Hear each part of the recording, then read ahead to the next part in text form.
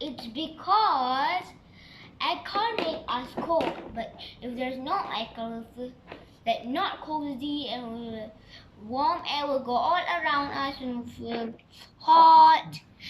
But when we on the aircon will suck all the hot air inside the aircon, and then we'll go to the compressor and remove all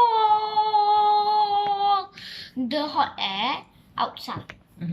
And then the fan And then the fan inside the aircon. inside the aircon makes the hot air into cold air. And then we move it out of the aircon, and then we feel cold. Thank you.